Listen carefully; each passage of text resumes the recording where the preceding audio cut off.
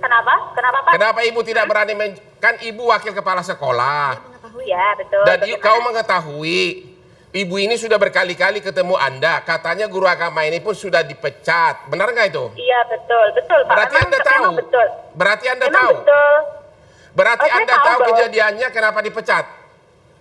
Saya tahu Pak kejadiannya. Ya itu apa kejadiannya? Memang untuk detailnya saya tidak bisa menjelaskan Pak, karena seperti Bapak Hotman sampaikan, memang saya secara detail saya tidak punya wewenang untuk menjelaskan hal tersebut.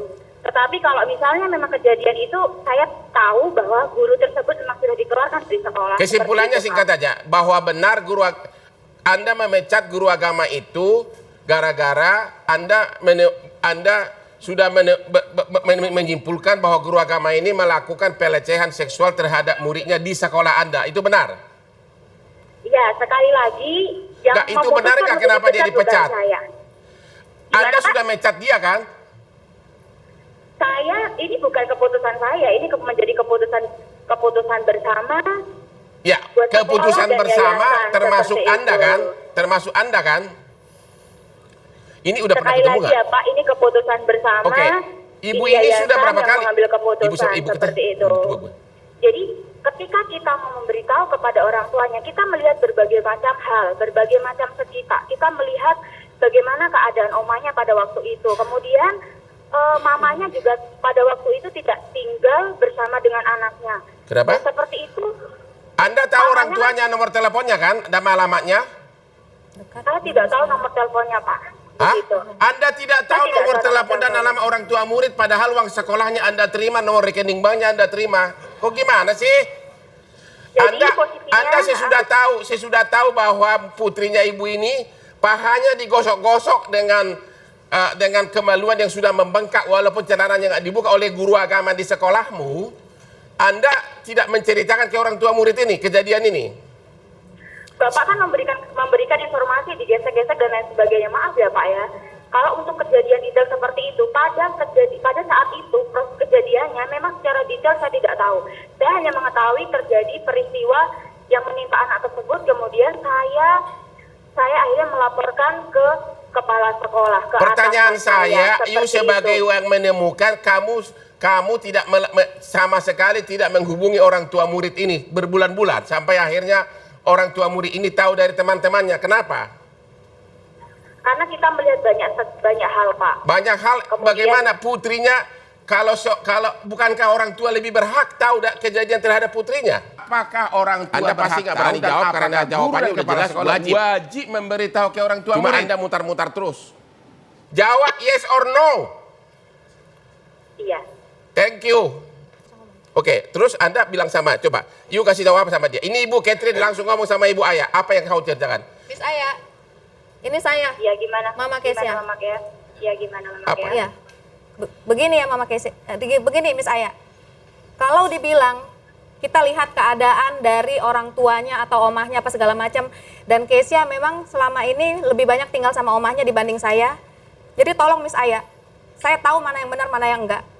Dan saya sangat menyesalkan pihak sekolah membiarkan pelaku lolos begitu saja tanpa pemberitahuan kepada orang tua. Dan sekolah juga tidak mengambil tindakan hukum terhadap guru agama, tidak melaporkan ke polisi. Tidak, malah menurut yang sudah saya dengar sekarang pelaku sedang menjadi guru lagi di daerah Kalimantan.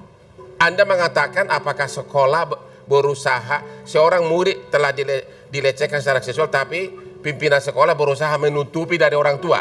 Tidak hanya menutupi. Bahkan disuruh anak untuk tidak ngasih tahu, benar nggak? Betul. Disuruh gimana? Putrimu jangan kasih tahu sama orang tua, gitu ya? Iya. Anda tahu itu dari mana? Dari anak saya. Jadi Anda akan mengadukan kemana lagi, akan mengambil tindakan hukum, pidana, perdata, dan...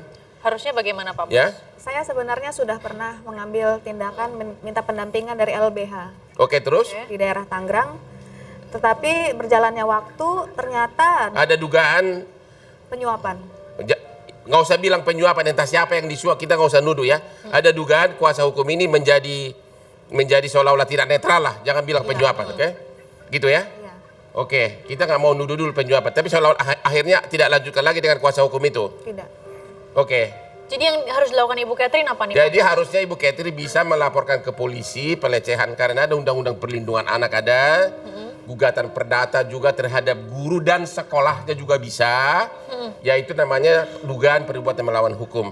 Dan itu ibu masih dapat melakukan itu karena belum lewat daluarsanya, dan dengan dipecahnya si guru agama tersebut itu merupakan bukti bahwa sekolahnya mengakui perbuatan tersebut. Dan saya kira murid-murid juga banyak yang dengar kan? Iya. Kira-kira apalagi Bu yang mau ibu utarakan? Harapan ibu dari pihak Ibu? sekolah seperti apa? Ya, untuk supaya tidak terjadi hal seperti ini lagi di sekolah. Oke. Dan juga untuk bisa menghargai kejujuran terhadap orang tua. Karena walau bagaimanapun orang tua adalah orang yang pertama kali berhak untuk mengetahui apapun yang terjadi pada anaknya. Dan anak saya juga bukan murid yang bodoh, dia berprestasi, banyak menyumbangkan piala-piala untuk sekolah. Oh begitu. Bahkan hasil karya dia dipakai untuk logo sekolah. Apalagi Bu? Sudah, saya rasa itu aja. Saya kira itu aja mengenai upaya hukum, nanti kita akan bicarakan sesudah ini ya. Ya. Oke. Saya kira Bu, ya terima kasih Bu ya. Ibu Catherine, terima kasih. Semoga masalahnya cepat selesai. Gurunya pun diberi keadilan seadil-adilnya. Ibu Catherine juga mendapatkan keadilan seadil-adilnya. Amin, dan tidak terjadi hal serupa lagi di Indonesia dan juga di tempat lain ya.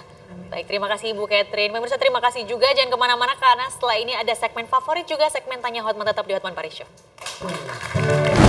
Pertanyaan pertama adalah, kalau Bang Hotman diberi kesempatan untuk ngopi bareng dengan seseorang yang sudah meninggal, tokoh, itu siapa dan kenapa? Dan yang kedua, hal apa yang Bang Hotman paling takuti yang kita semua belum tahu?